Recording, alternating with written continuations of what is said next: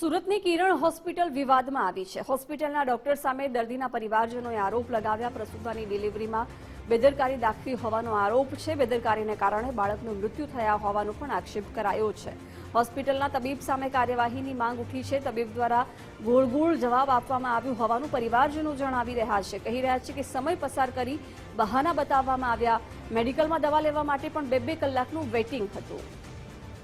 અહીંયા અમે દાખલ થયા હતા સવારમાં ડિલિવરી માટે દાખલ સવારે 10 વાગ્યાના થયા હતા અને અત્યારે 4 વાગે ડોક્ટરે એમ કીધું કે ભાઈ તમારું બાળક બચે એમ નથી।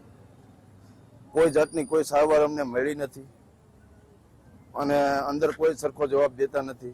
મેડિકલમાં દવા લેવા જાય તો બી 2-2 કલાક વેઇટ કરાવે છે। એ લોકો અંદર ગેમ રમે છે, બધું રમે છે, પણ કોઈ સામે જવાબ દેતું નથી। જેને પૂછીએ એ ઊંધા જવાબ આપે છે અને ડોક્ટર તો ધ્યાન જ નથી આપતા। અહીંના ડોક્ટર ધ્યાન જ નથી દેતા। ડોક્ટરને કહેવામાં મેં કીધું કે ભાઈ આનું શું કરવું, એ કે આ વસ્તુ થાય એમ। છેલ્લે લાસ્ટમાં 10 મિનિટમાં એમ કહે છે કે તમારા બાળકને ધબકારા નથી, ત્યાં લગી બધું સારું રહી છે।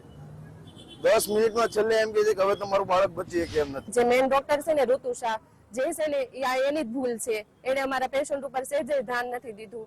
આ બધી ભૂલ અમારા બાળકને એને મારી નાખ્યું છે। એટલે અમારે ન્યાય જોવે છે। ડોક્ટરનું લાયસન્સ રદ કરો અને ડોક્ટરને અમારી સામે લાવો।